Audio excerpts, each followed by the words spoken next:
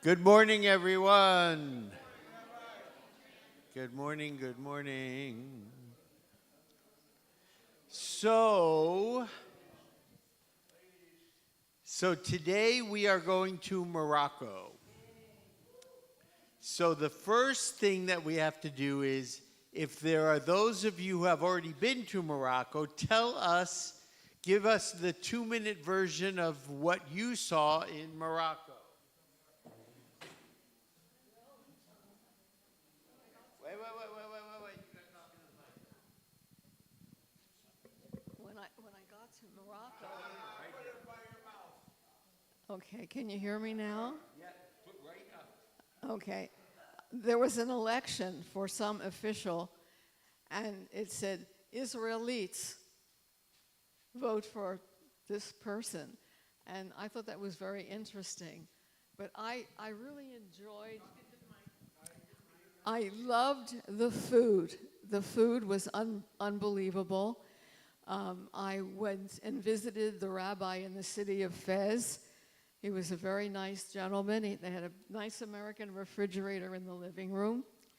I was at a fronticia in the red Atlas Mountains, which are all red, and your clothes, when you wash them, all the red comes out in the water, and it's when people on horses or camels, I don't remember now which one, I think it's in my notes, they face each other and they run towards each other screaming, and it's to replicate a battle. I was also at a circumcision of a Muslim child at 13. The screaming was horrible. Yeah. I really think it was a very exciting time for me because here are these ladies, they're all covered with a veil, and then during the week in the public buildings, you see obviously Moroccan women dressed in clothing, no veil, yeah. And then on the beach, everybody's in a bikini, not me, but everybody was in a bikini. And it was just a great experience. But what I really enjoyed the most, in the city of Rabat, where the palace is, we were invited in. We were a couple American people, kids. I think I was about 23 at the time. And when we went in the palace, there was like an 8 or 10 foot red carpet going up the stairs and maybe 18 inches on both sides in white marble. I walked right up the red carpet, and on top they're telling me, no, it was for the royal family. I kind of knew that, but, you know, the devil made me do it. If I knew it was, I would have brought some drawing. Well, anyway, other people I'm sure went there. When was this? Oh, gosh, 50 years ago. 50 years ago. Joanne?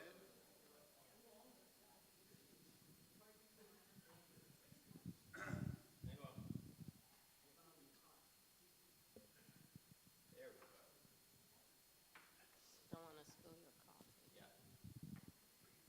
So I was on a Jewish tour in Morocco, and every city we went to the Medina, to the Shuk, and of course the tour guide would always say, yes, there was a large Jewish community here, but they're not here any longer.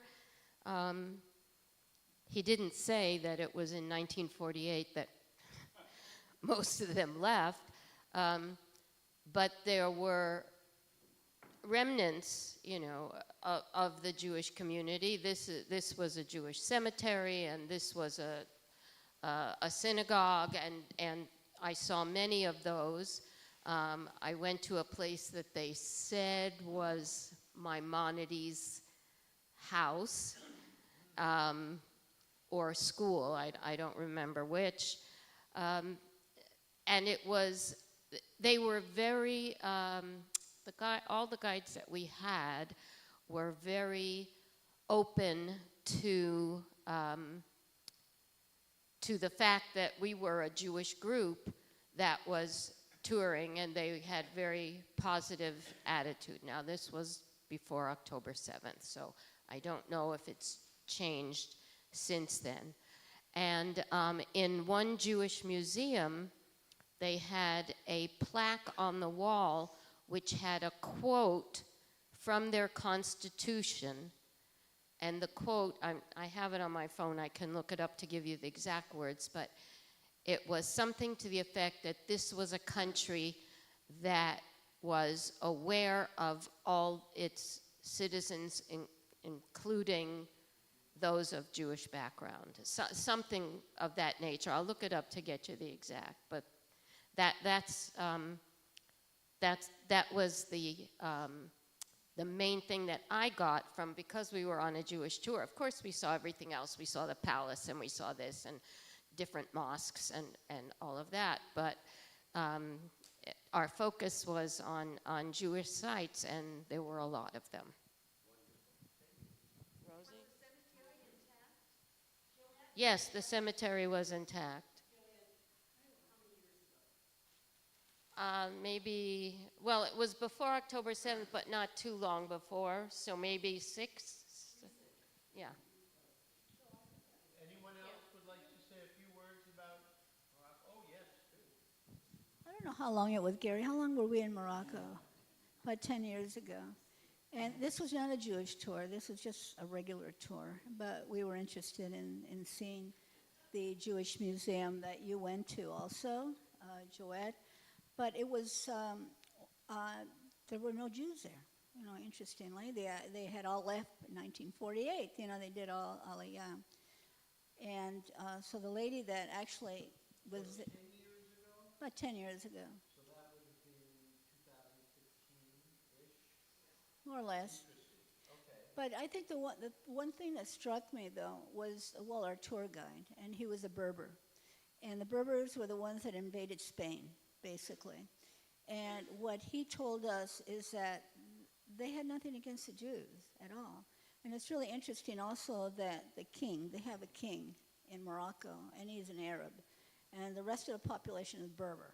So I don't know how that happened.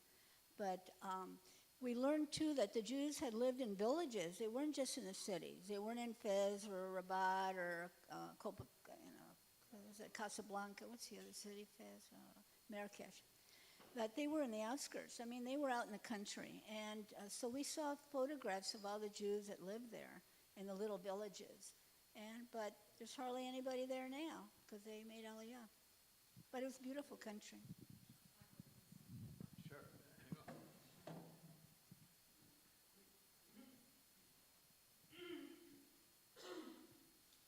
then just pass it to Lana. The physician that takes care of the king and the royal family is always Jewish, never a Muslim, never a Berber, always Jewish. That's one thing. And I just remembered when I went up those stairs and I went to the ladies' room or the bathroom, it was all marble. I opened the stall, American standard, hole in the ground, but porcelain. If I think of anything else. I had a neighbor for a long time who was Moroccan, and he spoke highly of the king of Morocco because they treated them well. In 1940, my understanding is in 1948, people didn't necessarily flee Morocco. They were more lenient to the other Arab countries, and until for many years, he was traveling back and forth every year or two to Morocco. He had relatives there.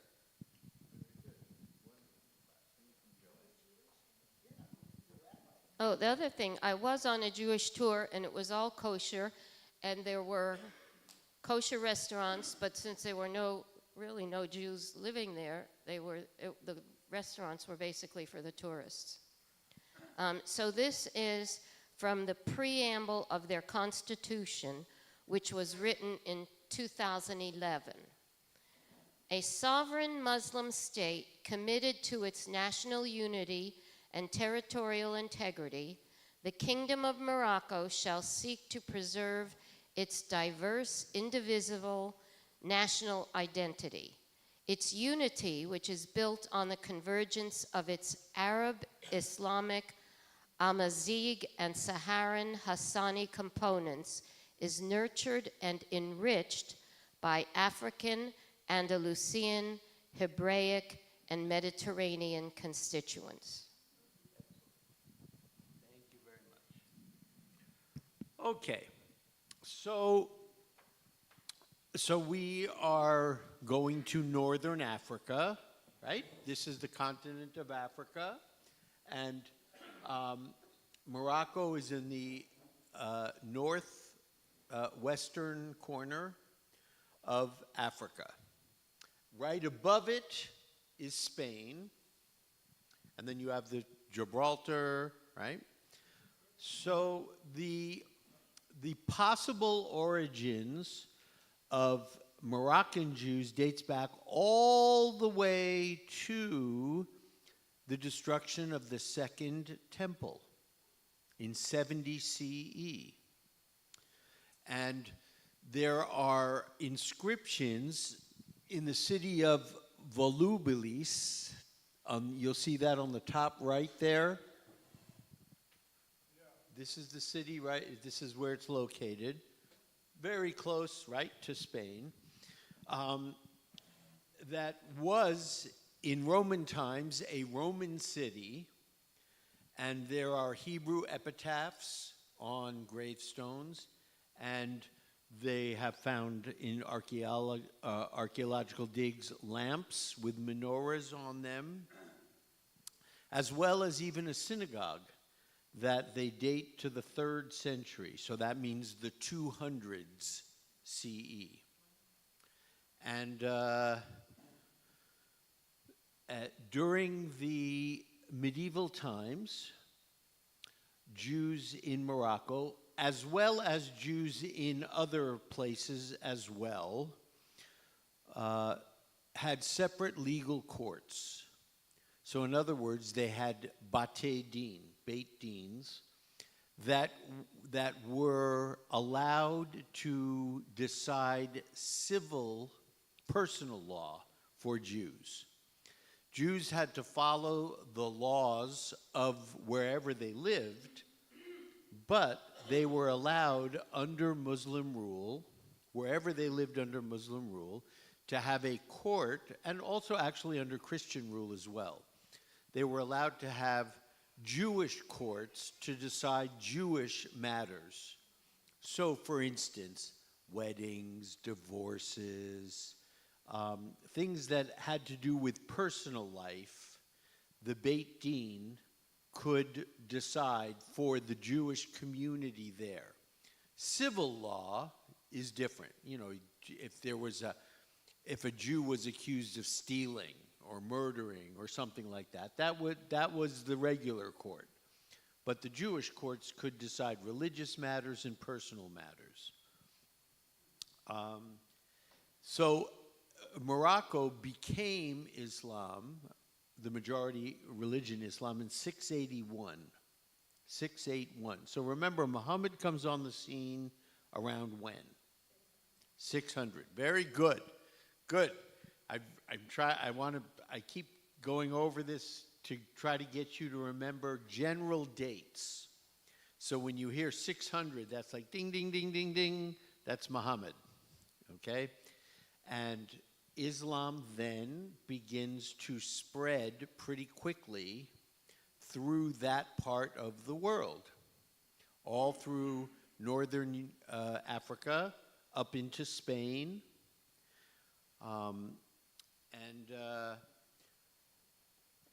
So the first Jews who come over are from Roman territories. And so they are basically Ashkenazic Jews. Then comes, of course, the Alhambra Decree in 1492. So we say the expulsion from Spain, right? Okay. The expulsion from Spain happens because of the formal decree, which is called the Alhambra Decree. The Alhambra Decree is what says Jews have to leave. And again, that happens in 1492, right? We know that. So 1492, again, is just 8 years before 1500. And remember how I told you so much happens in 1500. Tell me some things that happened in 1500. Printing press, the Protestant Reformation, the exploration of the Americas, the Kabbalah, the Renaissance, right? The world, the planet changes right around 1500. So this is 1492 and the expulsion from Spain, just before everything changes. The expulsion from Portugal is going to happen just a little bit later. And the Sephardic Jews from Spain, from the Iberian Peninsula, they go to Algeria, Libya, Mauritania, Morocco, Tunisia, Western Sahara, all here.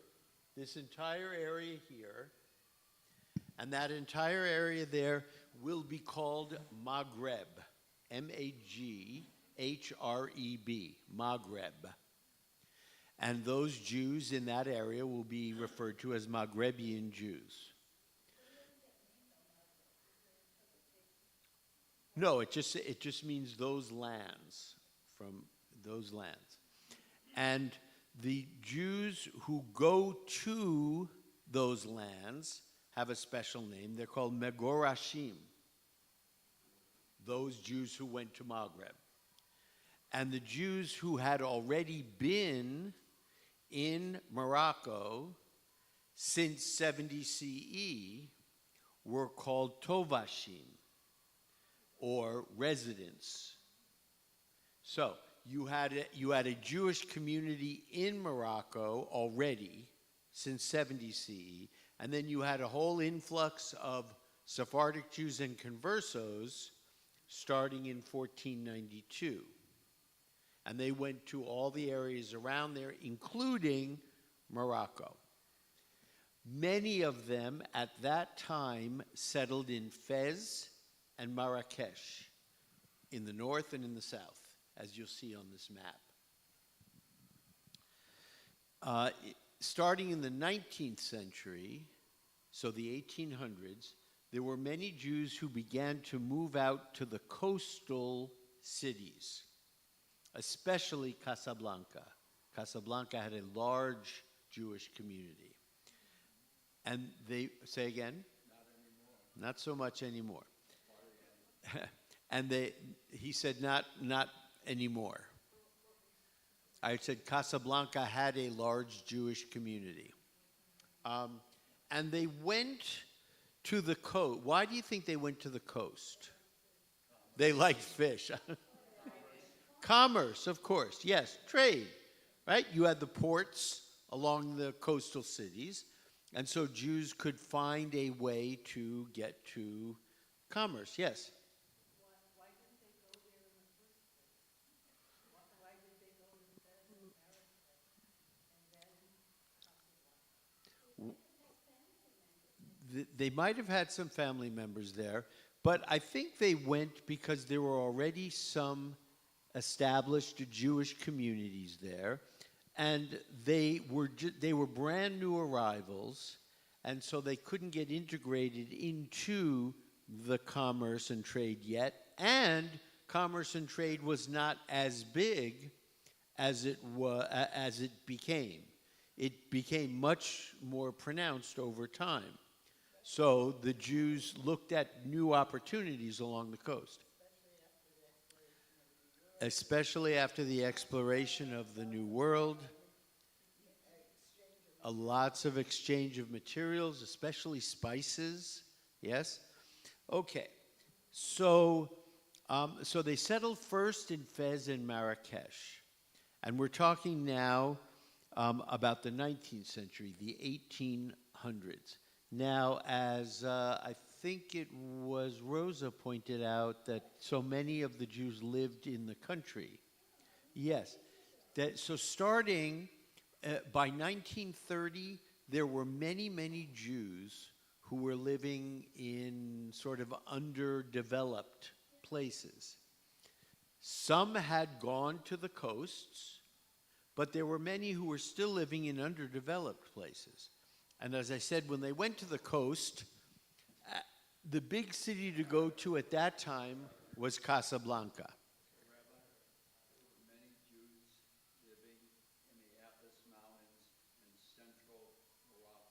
There were many Jews living in the Atlas Mountains in central Morocco. A lot of Jewish cemeteries and synagogues.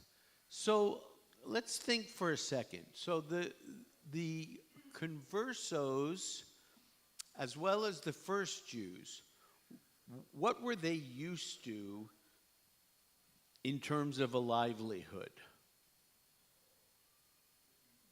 So 1492, what do you think, Ken?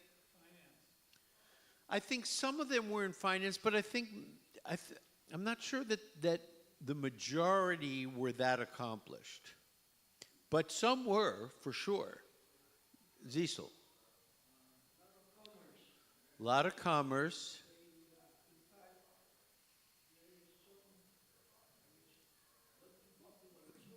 There are some sources that claim that a lot of the financing for Columbus came from Jewish sources to escape the Inquisition in Spain. Okay?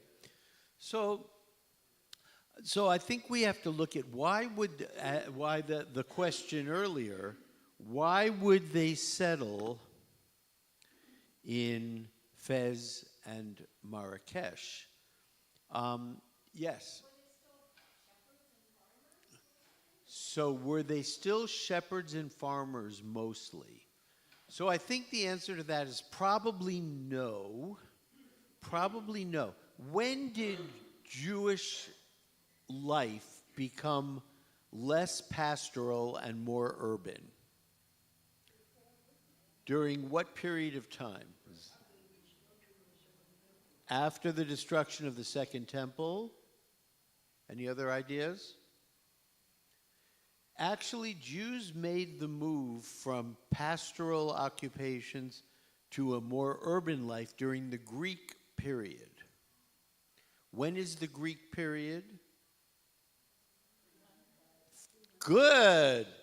300 is Alexander the Great. 300 BCE. Before Jesus. 300 BCE is the Greek period. And that extends until the Romans defeat the Greeks. So during the Greek period, Jews become much more urbanized and less pastoral. So I think that these Jews came to Morocco. I don't think that the coastal cities had developed the trade yet, and they settled where they could, where other Jewish communities were. I mean, we see this all the time, right? So, for instance, when other nationalities come to our country now, they look very quickly to where are other people from their nationality settled. And they go into like we have little Tokyo, we have little Korea, little Armenia, they go where they are welcome and comfortable with other members of their ethnic origin.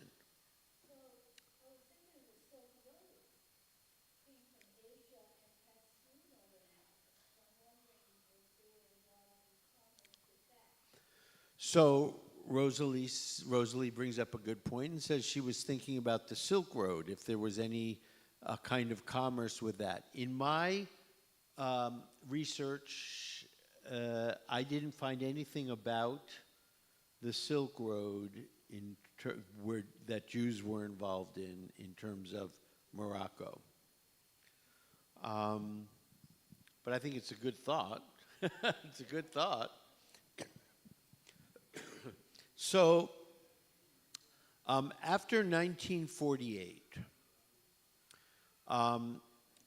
so as you know, many Arab countries kicked their Jews out after 1948. We spoke about this last week for a little bit, that it is an unfortunate reality of war. People leave on their own, and the people get kicked out. Many Jews left because they had a state to go to, and they wanted to go to a place where their people were the majority population and safe. And many, many, many were kicked out of Arab countries. So basically the Arab countries got rid of their Jewish population, partly by kicking them out, and partly Jews left on their own because they just wanted to be with the majority population, with other Jews. And we talked about this as well. Israel did the same thing. Many Arabs left, and we're talking about basically Muslim Arabs. Many Arabs left because the other Arab countries said to them, "We're about to annihilate Israel. Leave, and after we annihilate it, you go back to your homes." And obviously that didn't happen. So many Arabs left, and then Israel did kick out a whole lot of Arabs. They did. And we have to own that and just be okay with it. The realities of war are very, very harsh. Stuff happens. People get killed. People get tortured. People get raped. All kinds of horrible, horrible things happen during wartime. And we just have to own it. Israel kicked out a whole lot of Arabs as well. Yes, Zisel. Yes, of course, but also...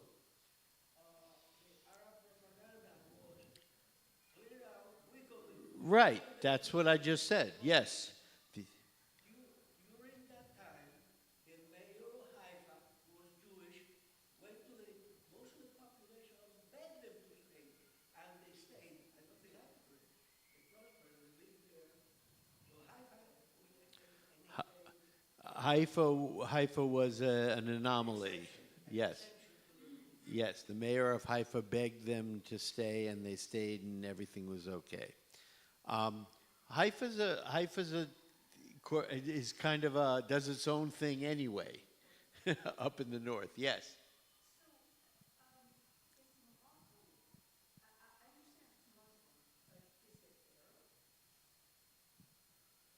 So the question is Morocco is Muslim, is it Arab? It's mainly Berber. The Berbers were a tribe that actually brought Islam to Morocco in 680. And so, no. They're a different tribe.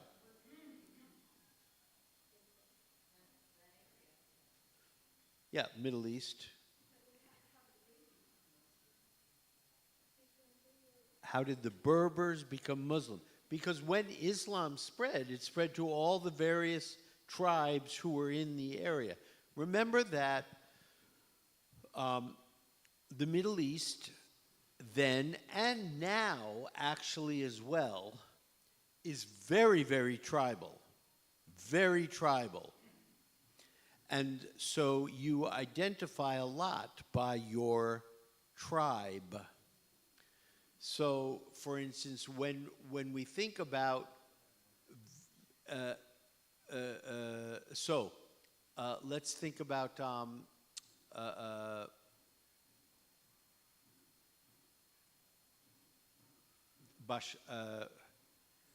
Assad. Thank you.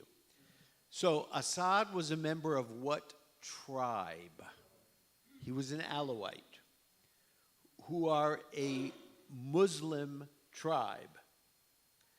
And there are many, many such tribes in the Middle East. This is one reason, by the way, why, for instance, Afghanistan is impossible. It's an impossible situation. Russia couldn't help them. The U.S. couldn't help. Why? Because Afghanistan is so tribal that they will not unite. Their form of government, basically, is that all the tribes come together and try to agree on things. But that never happens, which is why Afghanistan is such a difficult place to have a stable form of government. So the Middle East is made up of tribes. And when Muhammad begins to conquer all of these tribes, then Islam spreads to all of these tribes. And they practice Islam, but they are not Arabs. Arab would be what kind of marker? It would be would it be an ethnic marker, a religious marker? What is, if you say you're Arab, what does it mean? It's a people who speak Arabic, which makes it what kind of a marker? What kind of a group are they? They're an ethnic group. Arab is an ethnic group. Jews are an ethnic group, right?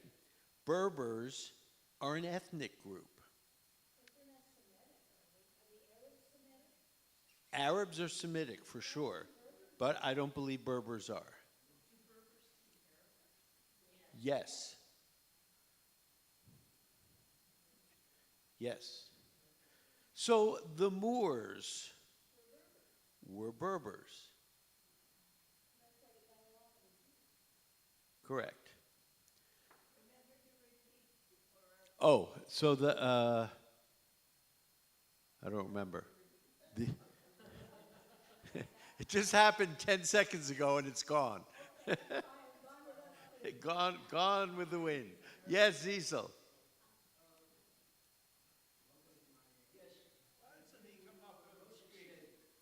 I'm repeating everything. But I'm repeating it. I agree with what Rosalie said.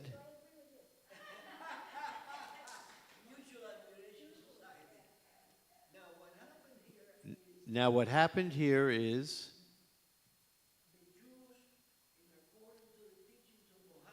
the Jews, in accordance with the teachings of Muhammad, the Jews were called the people of the book. And because of that, Muhammad laid down the law to his followers, the Jews were dhimmis. That this is all correct, and I'm going to be actually getting into this in a minute. That Muhammad made the proclamation that the Jews were classified as dhimmis, second-class citizens, but protected people. Exactly, protected so they could live, So that they could live and do commerce. But they didn't have the same status as the Muslims. That's exactly correct. That's exactly correct. When you were in Fez, you were walking in an area where there was an elementary school,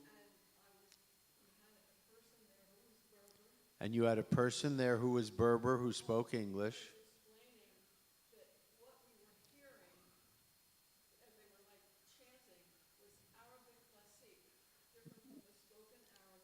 What they were hearing was Arabic classique, different from spoken Arabic.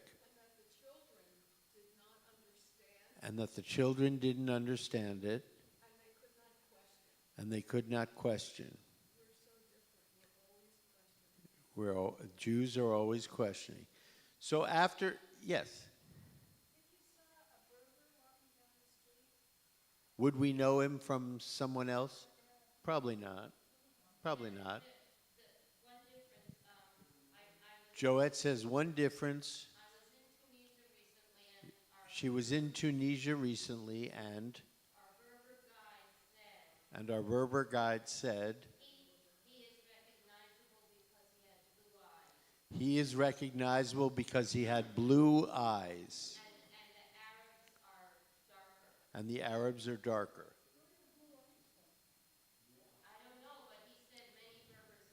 He said many Berbers have blue eyes.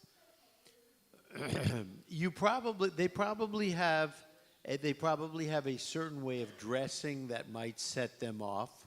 So, for instance, there are so many mistakes made by, how do I put this nicely, by people who are lesser educated in the United States. When they see someone who is Sikh, they think they're Muslim, but they're not. They're Sikh, but they think they look like a Muslim because they're wearing a turban, but they're not Muslim, they're Sikh, which is not a branch of Islam. After 9/11,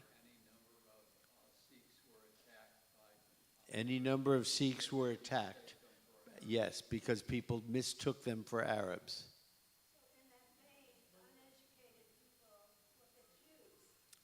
So in that vein, uneducated people look at Jews who are religious.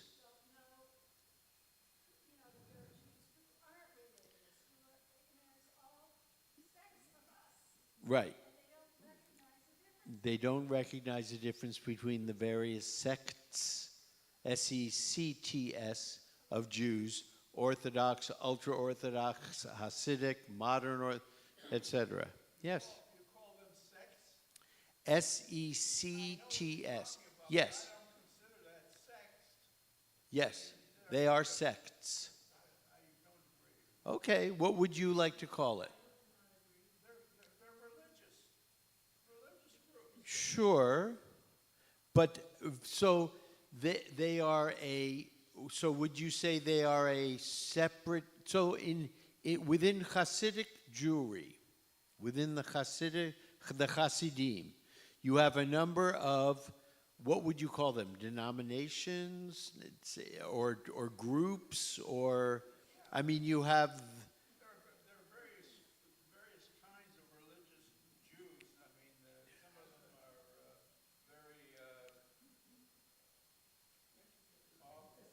have their own communities, right, schools, sure, keep others out. sure. So for me, Chabad is a sect of Hasidic Judaism.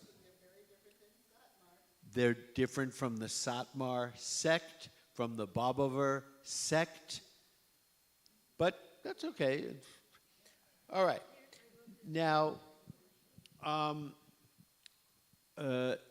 after 1948, so we were speaking about Arab countries kicking out their Jewish populations, which absolutely happened, and Israel kicked out its Arab population as well, partly. Morocco didn't. Morocco did not kick out their Jewish population. There was tension, certainly, between Jews and the Berbers and Muslims within Morocco, but Morocco as a country never kicked out its Jews. There was always I don't want to say diplomatic, that's not the right word. Israel and Morocco were always in communication. It wasn't like Saudi Arabia, Iraq, Iran, where it was just like, nobody talks to Israel in the Arab world in the beginning. But Morocco did, kind of under the radar, back channels, they always talked to Israel. The Moroccan government, the king, had a different attitude toward Jews. during World War II. They weren't complicit with the Nazis. That Moroccans and Jews are the same. We're all Moroccans. Okay. Okay. You guys got to talk into the mic. It's getting too much. Hey, we're the teachers today. I gave up. No, and Gary's right. You know, what I read here is that the government, the Vichy government in France, we know that they were complicit with Hitler, et cetera, and they have control of Morocco. And they told the Sultan there, I guess the king, that you got to send the Jews to us for the concentration camp. They didn't do it. They protected the Jews. So that brings up a really important point. I was about to get to it. Thank you, Rosalie. So does everyone know what Vichy is? So the Vichy government, V-I-C-H-Y, was the part of France that collaborated with the Nazis. This is how we got Klaus Barbie and other Nazi people who went after a number of French Jews. But the reason why this is important, because Rosalie just brought up the Vichy French government. So what would the French government have to do with Morocco? Morocco was a French protectorate.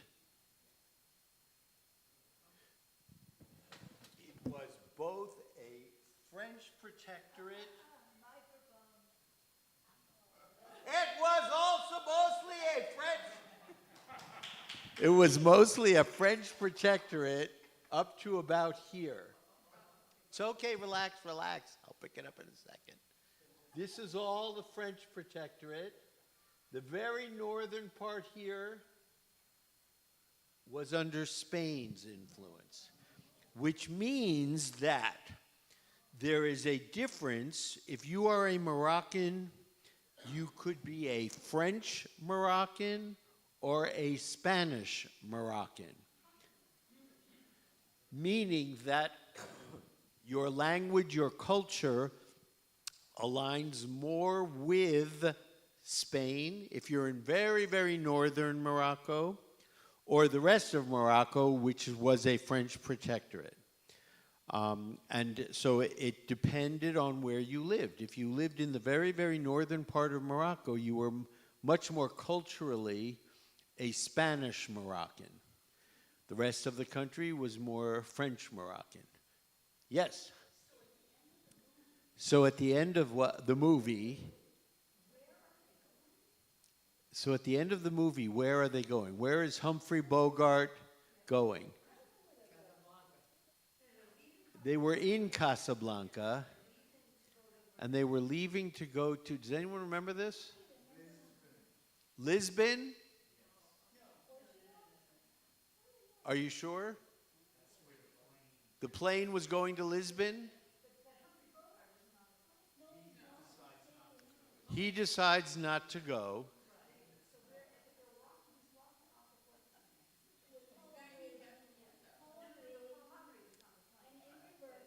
Right. One at a time, please. Okay. And anyway, so yes. So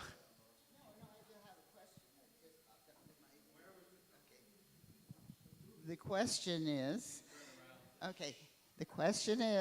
in 1492, when they were expelled from Spain, did they settle in that Spanish portion of, no, you said they did it in Fez and Marrakesh, but did a lot of them end up in that northeastern part? wow, that's a good question. I think the protectorate status comes later in history. So probably what ended up happening is that those Jews who were Sephardic and Spanish speaking migrated more towards the northern section, and the Jews who had already been there or who were from the first expulsion in 70 stayed in the outer parts, because Casablanca and Rabat would have been, Rabat maybe, Rabat. Somebody check for me, is Rabat in Spanish Morocco or French Morocco? French. Rabat is in French Morocco. So Rabat is the capital of Morocco. That's kind of what I thought, but I just wanted to make sure I didn't say something dumb.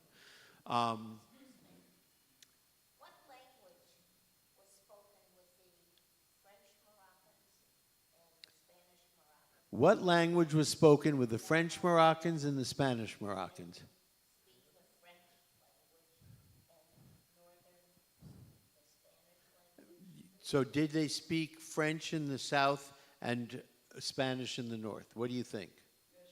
Yes. And everybody spoke Arabic. Yes. Now this shouldn't be a surprise to any of us, right? Because the Jews who lived in the Middle East and who left after the expulsion, if you came from Europe and you lived in the Middle East, you spoke Yiddish.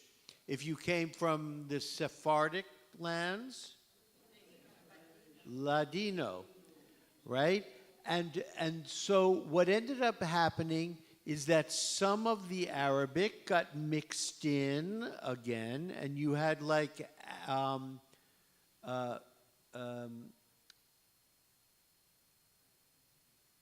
do I want to say it?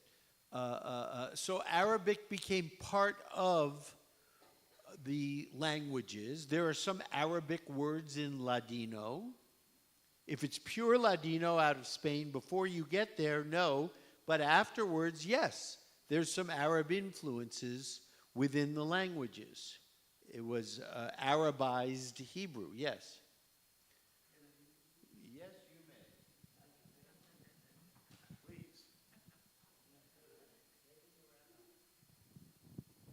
I want to use a Spanish word as an example of what the rabbi is saying. There is a very popular word in Spanish, ojalá, ojalá, okay? Ojalá is, I hope, let it be, may it be. Okay, well, let's analyze ojalá. How does it sound? It sounds like, oh, Allah. It comes from the conquest of Spanish by the Moors. Languages do have a tendency to blend, it borrow from each other. Oh, Allah. Ojalá. So I will verify this because in my Spanish class we spent weeks and weeks and weeks on ojalá. Ojalá means God willing. God willing, God willing I can go to the store today. God willing it doesn't rain today.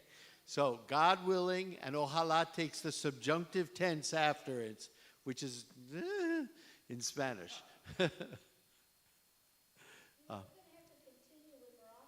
Yeah, we are. I just looked at the time and it's like, what? How did this happen? Yes. Cecil is correct that languages blend, and Spanish is a Romance language that has a lot of Moorish influence because the Moors were in Spain. Okay, everyone. Very good.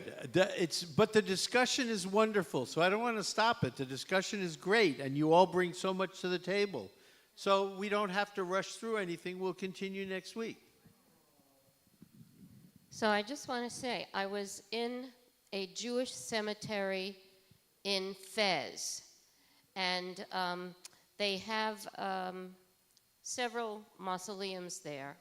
And one of them had a plaque on the side. It was for a young girl, and it says, and it's written in Hebrew and in French.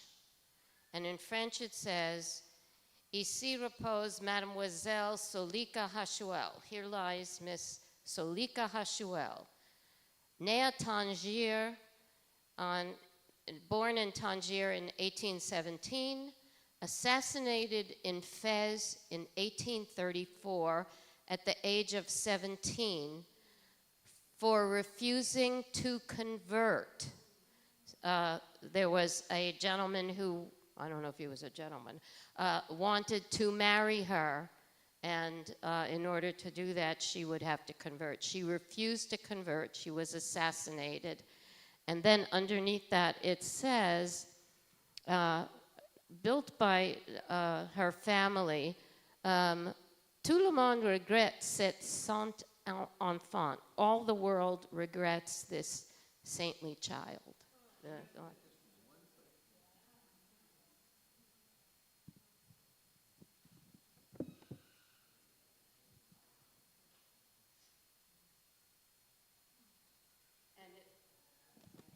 It was a highlight. I mean, our guide brought us to this particular mausoleum in the Jewish cemetery. It was one of the most famous graves in that cemetery.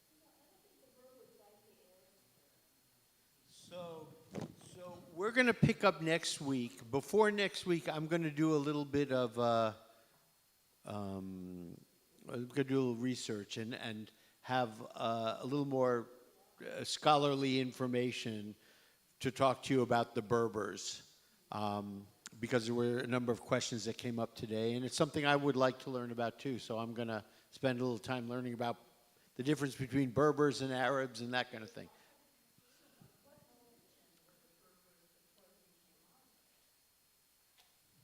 Pagans. Everybody in that. So the question was, what were the Berbers before they became Muslim? Everybody in that part of the world were all pagans, and Muhammad, Islam swept through that part of the world and said, convert or die, unless you were a Jew, a Christian, or some Zoroastrians, because Muhammad felt that for sure Judaism was the closest thing to Islam in terms of monotheism. We only had one God, we only have one God, and you can't make any images of him, you can't make any representations of him. And again, I'll just point out, because it came up for me this weekend, we use him as a convention, right? God doesn't have gender, right? God isn't a him. God isn't a her. God doesn't have gender. Yes. And it's just, but the conventions of language, the fact that men wrote the Bible, and God is a he in terms of the Hebrew. But God is it, right?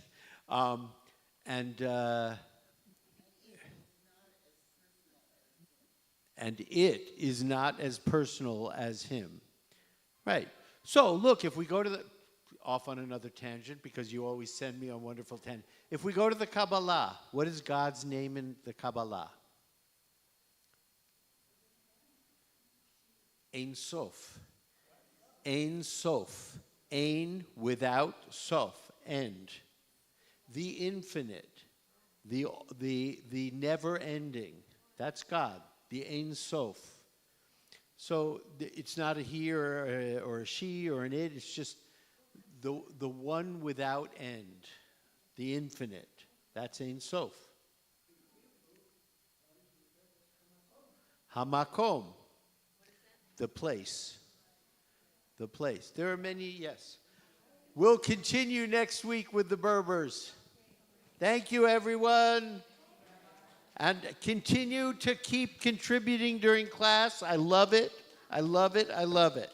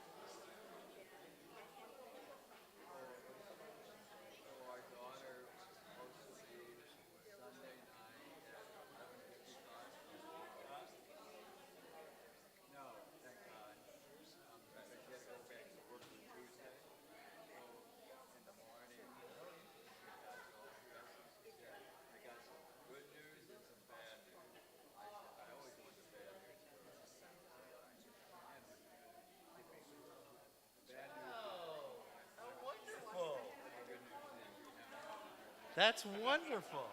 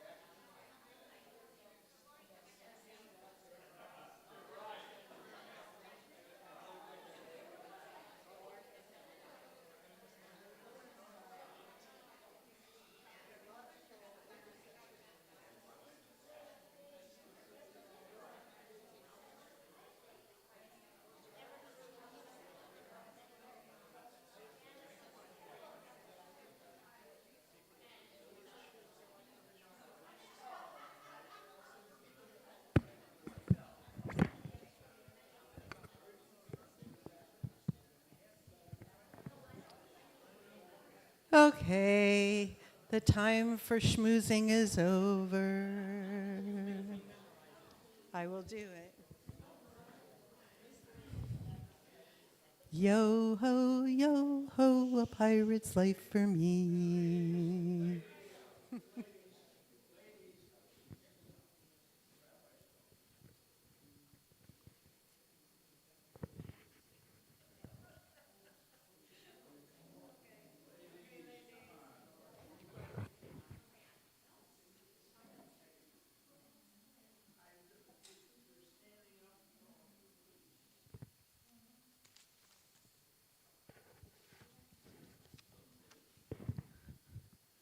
So, good morning. We're going to say the blessing for learning together, and then we will finish the lifetime of Rabbi Palache, and then I have a special part of the Caribbean piratry to share with you that I found very interesting. So let's do the blessing. Baruch atah Adonai Eloheinu melech haolam asher kidshanu b'mitzvotav v'tzivanu b'drei Torah. I heard it from all of you. I shut up, and that was it. So good morning. It's always, have you had a good morning immersing in history and geography? So I think it's wonderful. Somebody say what parts of the world you focused on today. Morocco. Very interesting, because we have a little bit of Morocco in this as well. So, not maracas, Morocco. So, as you may recall, Rabbi Palache was all over the place. He was in Morocco, he was fighting Spain, he was trying to get into Amsterdam, he was trying to get back into Spain, which probably happened because he wanted to fool the Spaniards. I think the last thing we talked about is that he even said, well, I'll convert to Christianity if you let me come back into the country. But he had goals that were subversive with regard to Spain, not lovingly dealing with Spain. So altogether, though, where was the place that the Jews and the pirates were hoping to get to and to get into because it was the only safe spot? Well, the Caribbean was part of it, but then things changed. Holland. So everybody was aiming for Amsterdam. You know, the community in Amsterdam lasted Jewishly so long that that is where a lot of diamond work has been done before we had lab diamonds. And so all of this with regard to Amsterdam began in the 1500s and 1600s, and most of the people who got to go there were people who were fleeing the Inquisition. So they were the first person to lead people into Amsterdam was a guy named Jacob Tirado in 1603. So here's the interesting thing that we have to just be aware of. Whenever you're dealing with ancient history, I'm not talking about biblical times, I'm talking about 1200, 1300, 1415, and so on, you don't really quite know exactly what the truth is. Because even if people wrote down information, if it's not backed up by other groups or other individuals, then it's really difficult to say what was truthful. So what we have here is a writing that happened that contemporary historians really believe in, so I believe it too, is that along with Jacob Tirado, Shmuel Palache, the rabbi, was arriving in Amsterdam with the same group. They based this on a writing that was done by Daniel Levi de Barrios, a historian who lived in Amsterdam, not at the time that Shmuel was there, but 50 years later, which isn't too much, right? A half a century, you can still kind of be in tune with what happened before. So he wrote an entire book published in Spanish. One of them was called Historia Universal de Judaica. Well, we all know what that means, even if we don't speak the language. It includes a lot of legends about Shmuel Palache. So Shmuel is presented in the way that we saw it in the video as a pirate thirsty for revenge on the Spaniards, sailing around in a pirate ship with an emblem of a phoenix on the bowsprit at the front of the ship. I'm asking you this, why was there an emblem of the phoenix on the front of the ship? The bird that regenerated itself from the ashes. And who was he representing? The Jewish community. So this is written in a text that people who really study this believe is true. And he was very aware all the time, as we talked about the fact that the rising of the Jews, the safety of the Jews, the ability of Jews to live in peace and safety was really his absolutely main concern. So it's a fact with regard to historians. But last week, we saw how he was trying to get back into Spain. He offered his services to the king, apparently, and it doesn't mesh with some of the things with Amsterdam. Now, it is the case that he could leave places very quickly because we heard about him going from here to here to here to here to here, so it's possible that that's the way it is. De Barrios claimed that Shmuel was elected president of the congregation in Amsterdam, and that that's where he was going to make his home. He also said in his book that the Jews of Amsterdam, they assembled together on Yom Kippur of 1603 in Shmuel Palache's house for davening. Now, other texts will tell you he wasn't even there yet. However, this is supposed to be the real story.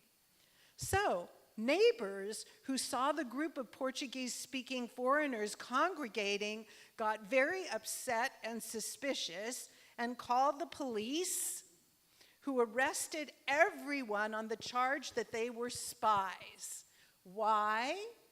Because Amsterdam was very cautious about Spain's coming in, sending spies into Holland, and also Morocco, which they cooperated with sometimes. They were very concerned because were the Jews in the Yom Kippur service speaking? They were speaking Hebrew. So to the people living in the neighborhood, seeing all these people in this house, they went, "What the heck is this?" And they turned them in.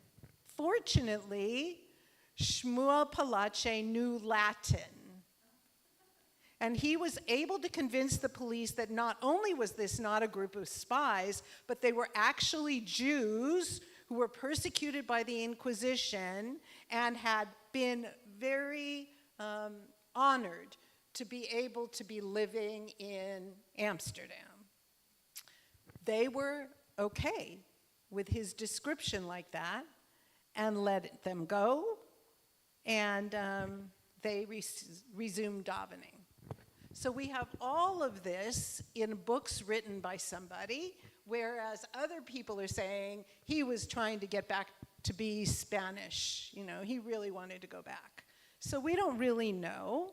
Palache had apparently just left Spain toward Morocco, and he was supposed to work for the Moroccan king, and suddenly he's in Amsterdam.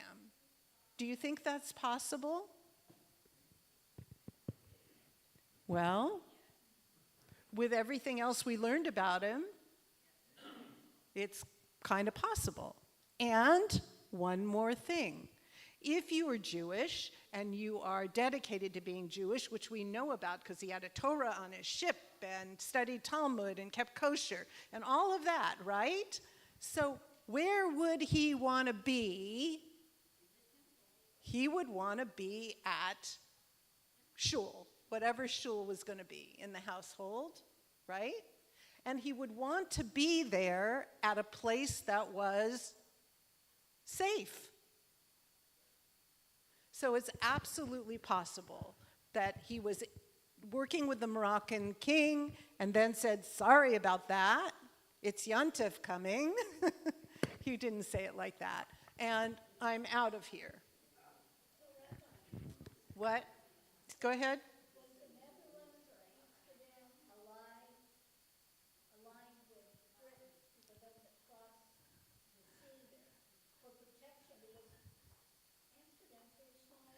Right. They worked with Moroccans. They worked with England. Oh, sorry. Were the people who were in Amsterdam allied with England during this period of time? Yes, they were. However, for Jews, the alliance is not so tremendously great because Jews really didn't have the capacity to be able to, or the permission to be able to live in England. So, they were kicked out.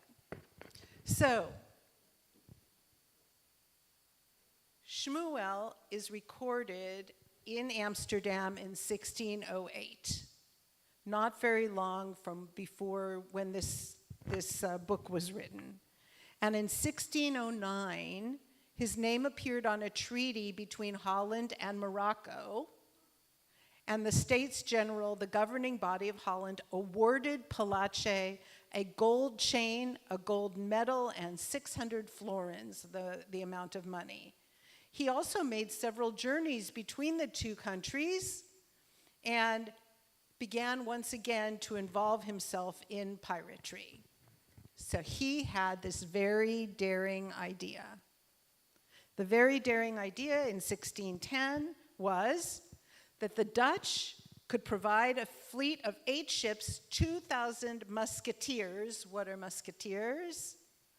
They're not just from Disney in the 40s, or 3 musketeers in the not Mouseketeers and not Three Musketeers. So what are they? They're, pardon? Yeah, they use muskets. They're military, and he wanted to have 2,000 of them, and he would launch a raiding expedition on who? Spain, the Spanish coast. And a quarter of the spoils would be given to the Sultan, but the plan never came about. And so in July of that year, he again requested Dutch ships, and this time the request was granted. And during the days when they were doing this, they were going to take over a port. Holland and Morocco were going to take over a port that was owned by Spain. And Palache was in charge of the whole deal. However, something a little wonky happened because Holland thought that if he took over that port, they would get to have control over it. And Morocco thought if he takes over that port, we will get to have control over it. And so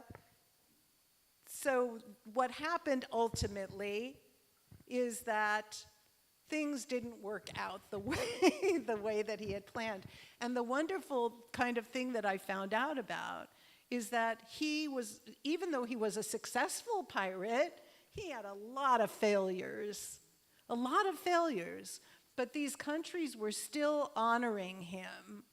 But one of the things that went out in the community when he had failed at something, in the Jewish community, when he had failed at something, they used it as a positive thing. They said, see, Rabbi Palache didn't really get the outcome that he wanted, and that will teach us to always remain strong. That will teach us, even if we fail, we will stand up and go out at things all over again. So that's basically how it worked. But ultimately, he also had an opportunity to be successful at a number of things as well. So he was failed, but he wasn't, right? Ultimately, some of the things that he tried to do absolutely worked. So I'm skipping some of the things I wrote because, what year was it? 1610. 1610. And I'm sorry you weren't here last week when, we started talking about him, but I think you've got an idea of who he was. So this is another one of his kind of problems. He got permission from the Dutch again to go ahead and raid, right? And somehow, something that he did really made the Dutch king very upset. And he said, get out of here, don't do anything. Shmuel had to leave where he was, and he had to leave going through Morocco, but he realized he still had a letter from the king that said that he could do all of these things with all these weaponry. So he went on and did what the Holland, I'm trying to think of who that was. I don't remember the person's name. But he was able to win and wound up back in Holland, and they cheered him over. Like, yes, we got mad at you, but we're not mad at you anymore because you won. He got arrested.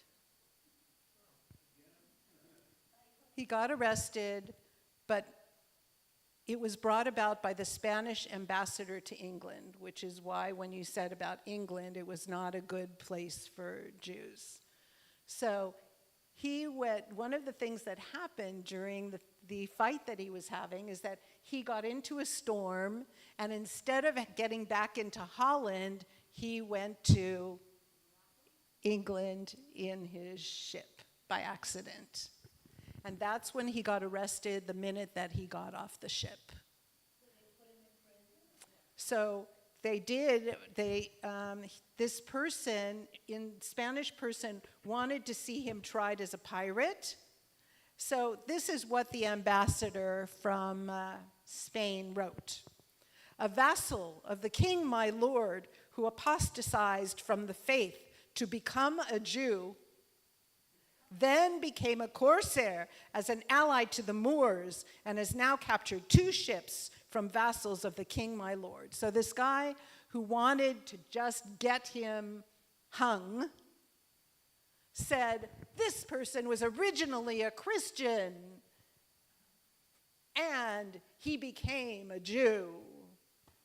And we need to be able to jail him and try him because he was not true to the Spanish hierarchy. So he reached out to his brother in Amsterdam. And through his efforts, as well as the Dutch ambassador to England, he was released first to house arrest. He went to trial. He was defended by the Dutch ambassador at that trial, who pointed out that Shmuel was acting as an agent of the Sultan of Morocco, and as such, he could not be tried like a common pirate. Why, Cecil? Was he a pirate, or what was he? He was a corsair, and which is what you, and he worked for a government, just like you said last week. And because of that, they could not try him like that. But the case went back and forth for several months until he was declared innocent and permitted to leave England. But here's the rest. He was working, he was Morocco, and he had also gotten the money and all of the people and all of that from Holland before they got mad at him, but he went on and did it anyway and was successful. So, yes, Cecil.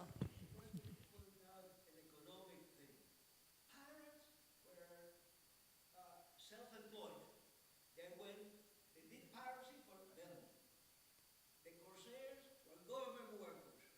They worked for a government. Right, They split the money between the king and the workforce and themselves. right. Have you been a pirate, Cecil? No, I'm gonna, let me say this so that everybody at home can hear.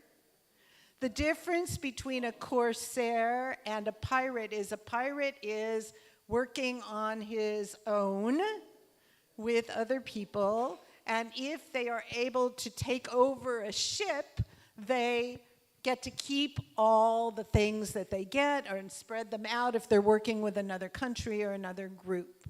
But if you're a corsair, almost all, except for your salary, of the loot goes to the head of the government who hired you.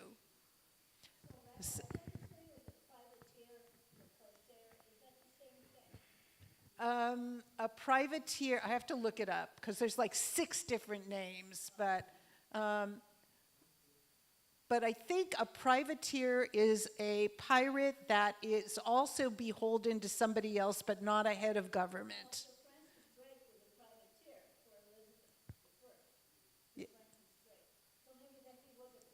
Yeah.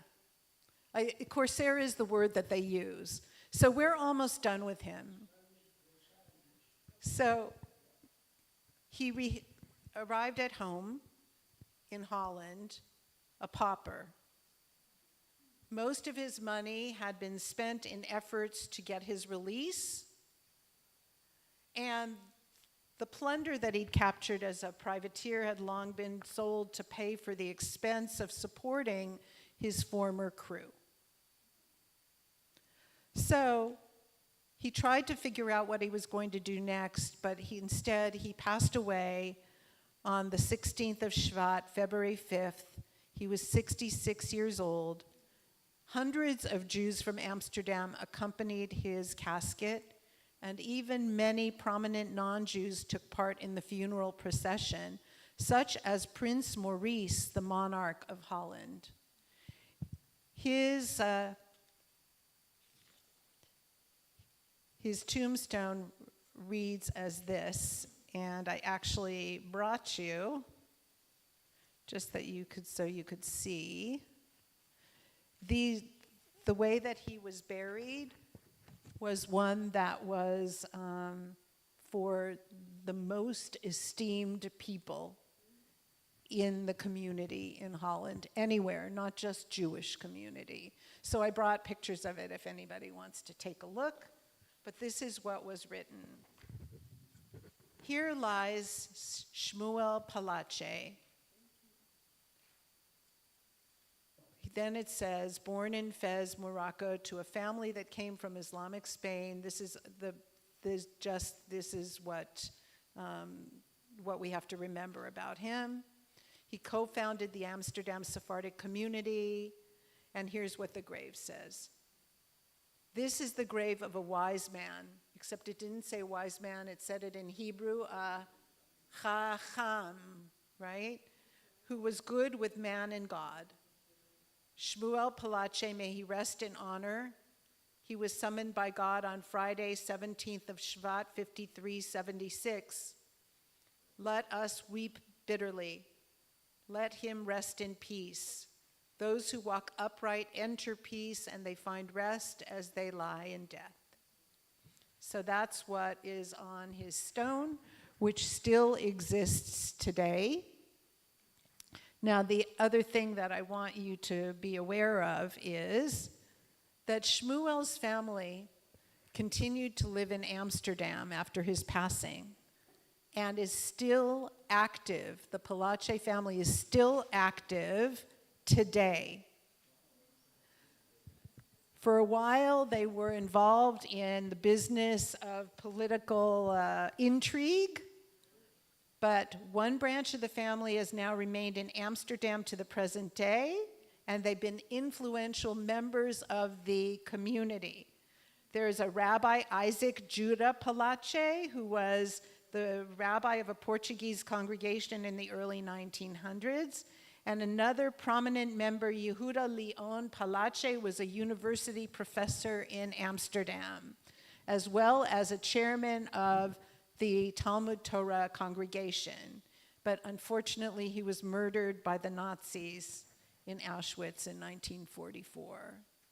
So, although he passed away hundreds of years ago, his legacy still exists, and his Jewishness still exists. So that's the end of him. Now, what? Pardon? Palache.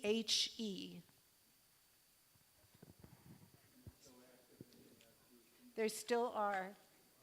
And one of the interesting things as I've been researching all of these different pirates is that several of them still have identifiable, now, today, identifiable family members. And that's pretty exciting. So now I want to pass something out to you.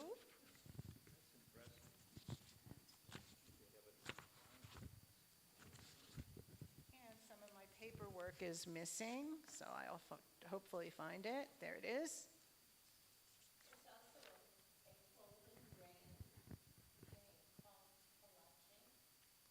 There's a clothing brand named Palache. I don't know whether it was a common name or, or not. Yes, can you? Whoop.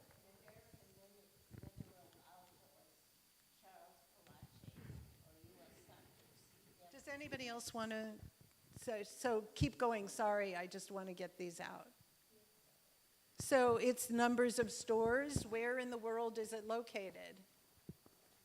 Thank you. Does it tell you where it's located?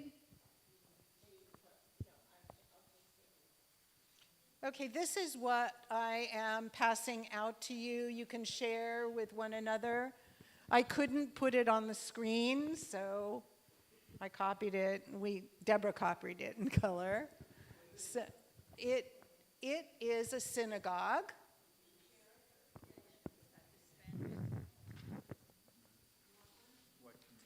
I'm going to tell you.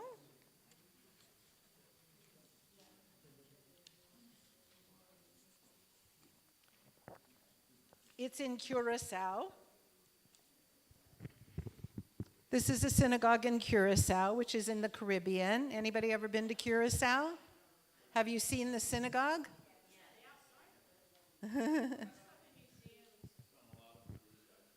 It's still an active synagogue. Yes. My cousin was the Cantor rabbi in Curacao and Amsterdam. Your cousin was the Cantor rabbi in Curacao and also Amsterdam. What's the name of your cousin? Avery Kraft? Oh, Crack. Okay, so I want to tell you a little bit about this. When I was growing up, a good friend of my father was Rabbi Leo Abrami, and Rabbi Leo Abrami was also one of the rabbis in Curacao. So, you taking a look at it? The floor of sand? Now, we could say that the reason that they put the sand down in the synagogues was because they wanted to keep in mind the 40 years of traveling through the desert that the Jews had done. We could say that. However, it's not the case. So there are 4 Caribbean synagogues left, and I'll tell you a little bit about the current day with them as well. Some of them were, this one that you're looking at was built in the 1700s.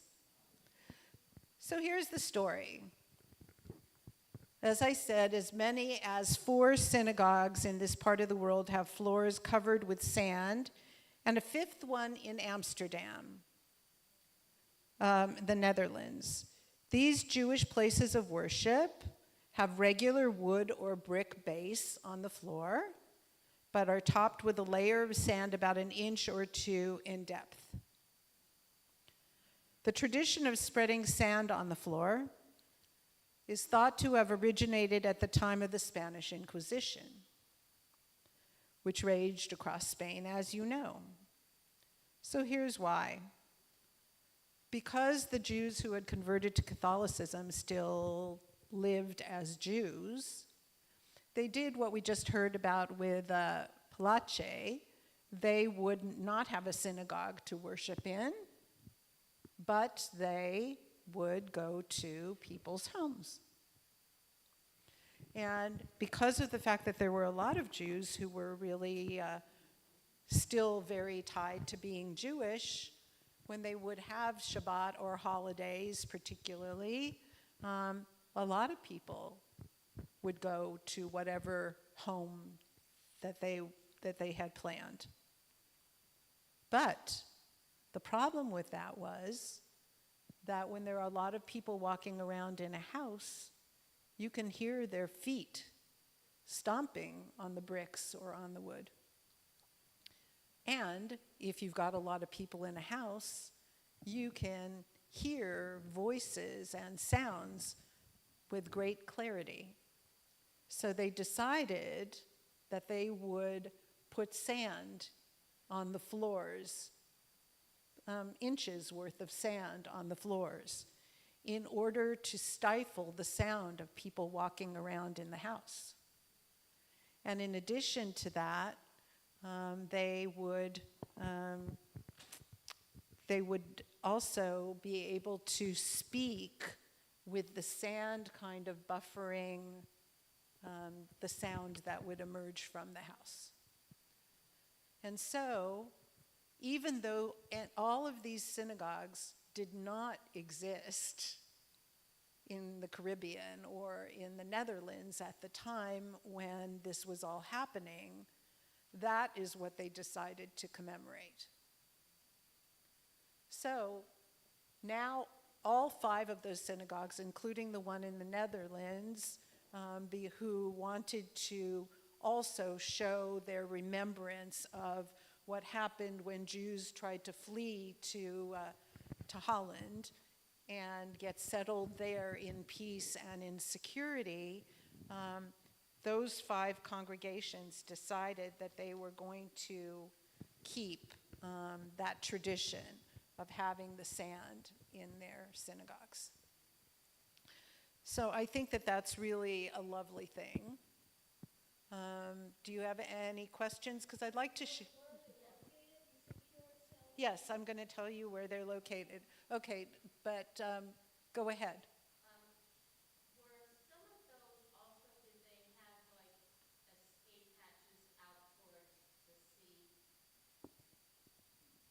so that they could get to boats should they need to? Oh, that's very interesting. Yeah, they are, but I didn't read anything about that, so I'm really glad that you're bringing that up. I know that there, I don't remember which one because I've been to several of the Caribbean islands and seen those sand-covered Okay, well, let's take a look. This could be happening with a lot of them. So the one that you have a picture of is Mikveh Yisrael Emmanuel Synagogue in Willemstad, Curacao, the oldest surviving synagogue in the Americas, by the way. Yes, Curacao. The Sharei Shalom Synagogue in Kingston, Jamaica. The Bracha V'Shalom V'Gimilut Chasadim Synagogue in Charlotte, Amalie, St. Thomas, the U.S. Virgin Islands. The Tzedek V'Shalom Synagogue in Paramaribo, Suriname. And the Portuguese Synagogue in Amsterdam. Now, Suriname, even though it really isn't, it was during the period of time and even now linked to Caribbean other communities. So that's where they are. You should go visit all of them now. But I also want to share with you, I found an article about what's going on now. Are you all okay? Okay, yes. We saw it from the outside where the ship, we were on a cruise. So where the ship docked, you could see the synagogue across the. Okay, so seeing Melinda and they saw on a cruise, Melinda and Warren went on a ship and it docked and they could see the synagogue from where they docked. So clearly Joette is correct that this was built near the water and yes. The Truro Synagogue has in Newport, has a escape hatch in the synagogue, and they are close to the sea. Oh, okay. So in Rhode Island, the synagogue there, which is the first synagogue in the U.S., pardon? The Truro Synagogue is our very first synagogue here. It had an escape chute and was also by the water. So, can I just share this with you? So, Mikveh Yisrael Emmanuel was built in 1732, as I told you, by the descendants of Portuguese-speaking Dutch Jews who crossed across the Atlantic, and the Dutch Empire grew, as we talked about. So now, let's talk about that congregation now. There's a man named Rene Levy Maduro, who's a lifelong member of Curaçao's Jewish community. He's in his late 70s. One of the issues with all of these synagogues in the Caribbean area is that people who grow up Jewish in those Caribbean areas, they want to go away to get an education. They want to go away to get work. So the numbers of people in all of these Caribbean congregations are not really as strong as they used to be. So, what? So what's really, really interesting about this is, you know what's keeping the synagogues in that area alive? Tourists by far. So many of these synagogues are jam-packed with people who come in on cruise ships or come in on tourism. They help financially keep the synagogues alive, but also other things. They schedule bar and bat mitzvah there, like a destination bar and bar mitzvah, a destination wedding they make use of and do all things with all of these synagogues that are there. So that's the way it's done now. So one of the things is that he talked about the fact that he wanted people to know, this 79-year-old man who's really like staying the shamus, you know, the protector of the synagogue. He said, if you were to go to a cemetery in Curacao, you would find dozens of tombstones with what on them? The skull. Yes, the skull and the crossbones. Yeah. And that lets you know. Now, he said not all of the people who put the skull and crossbones on did it because they actually were pirates or any of the other designations, but because they supported all their lives the work that these pirates were doing, because it was a work of vengeance against those who had killed our people. So he said that he's counted up over 27 different skull and crossbones in the cemetery. So I want to leave you with that for a lot of different reasons. Oh, here's one more thing, sorry. The synagogue in Curacao, they have a museum. Did you go to the museum? Okay. So did you see the Torah in the museum? There's, what? A mikveh too? A 14th century Torah made out of deerskin was smuggled out of Iberia during the Inquisition and later taken by ship across the sea to the Caribbean. Its skin is now a dark, dry brown, and the inked Hebrew script is faded, but the distinctive Torah is very meaningful to the community, reminds them of their roots and everything they did to develop that community. So that's this story, and the story of the sand in the shuls. So I hope you have a wonderful rest of your day. It's a kind of lethargic day today, because it's cloudy outside, and we're going to have 5 or 6 days of rain. Yes, that's starting tomorrow, I think. So have a wonderful, wonderful rest of your week. You went to Morocco this morning. You heard about Morocco later this morning, and it's all about our wonderful Jewish communities and how much it takes to be able to stay strong. So.